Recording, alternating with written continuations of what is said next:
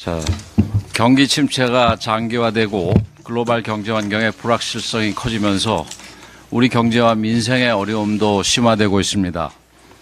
내일 한국은행의 성장률 수정 전망치가 나올 예정인데 작년 11월 전망보다 상당히 낮춰질 것으로 예상됩니다. 이미 다수의 국제금융기관들이 올해 우리 성장률 전망을 하향 조정했습니다. 성장률이 떨어지고 경제가 활력을 잃은 데는 정치의 책임이 무엇보다 큽니다. 국회가 기업의 활동을 도와주기는커녕 사사건건 발목을 잡고 괴롭히면서 기업하기 어려운 나라를 만들고 있습니다. 시급한 민생 법안들은 하나같이 국회에 발이 묶여 있습니다. 최근 이재명 대표가 부쩍 경제에 관심을 보이고 있는데 그나마 다행이라고 해야 할지 아니면 더 큰 문제가 발생하는 건 아닌지 걱정입니다. 이재명 대표의 경제 관련 발언과 태도를 보면 국가 경제에 대한 무지와 정책 철학의 빈곤이 그대로 드러나고 있습니다. 기업들 앞에서는 기업의 성장이 경제 성장의 전부라면서 왜 몰아서 일하는 것을 못하게 하냐는 문제 제기에 할 말이 없다고 친기업 보수 정치인 코스프레를 합니다.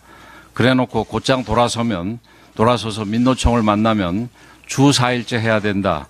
상속세 최고 세일 인하는 초부자 감세라며 바로 반기업 극좌 정치인의 본색을 드러나기 시작합니다.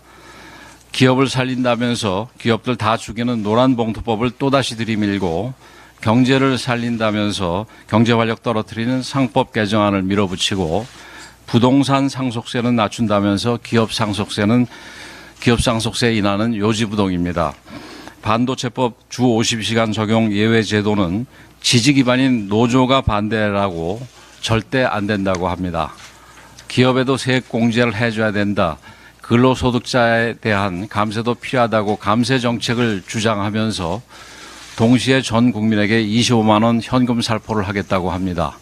세금을 깎으면 국고 수입도 그만큼 줄게 되는데 그 돈은 어디서 나옵니까? 혈세 퍼주면서 세금도 깎아주겠다는 것은 미래 세대야 어떻게 되든 말든 국고를 거덜나겠다는 말과 다르지 않습니다.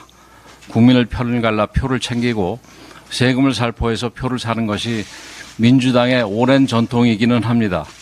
서민을 위한다면서 서민 경제를 박살낸 소득주도 성장, 집 가진 사람을 죄인으로 몰아붙이다 집값만 폭등시킨 부동산 정책, 먼저 이런 정책들에 대한 석고대죄부터 해야 되지 않겠습니까? 민주당이 밀어붙인 획일적 주 50시간제 최저임금 급등, 비정규직 제로 하나같이 우리 경제에 큰 부담이 됐는데 책임감도 느끼지 않습니까? 그런데 오락가락하는 이재명 대표는 더 위험합니다. 기존의 민주당이 역주행 수준이었다면 이재명 대표는 역주행에 난폭운전에 음주운전까지 더해서 도로를 온통 난장판으로 만들고 있습니다. 이재명의 민주당이 대한민국을 어느 낭떠러지로 몰아가는 건지 추측조차 불가능한 지경입니다.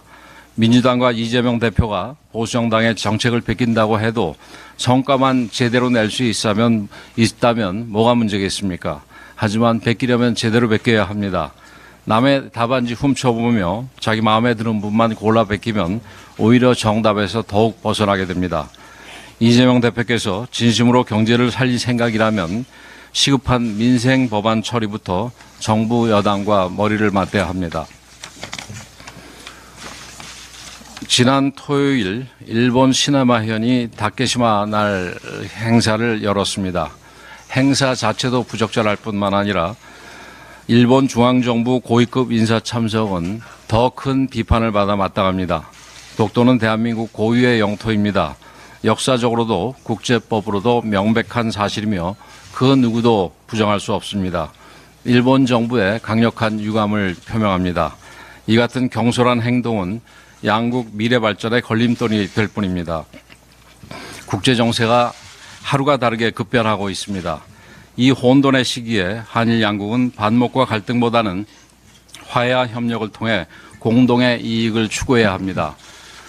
대한민국은 대의를 위해 일본에 먼저 손을 내밀었습니다. 우리의 선의에 찬물을 끼얹는 어리석은 행동을 하지 않길 바랍니다. 올해는 한일 국교 정상화 60주년이 되는 해입니다. 일본 정부가 이 의미를 다시금 되새기며 전향적인 자세를 취해지기를 바랍니다.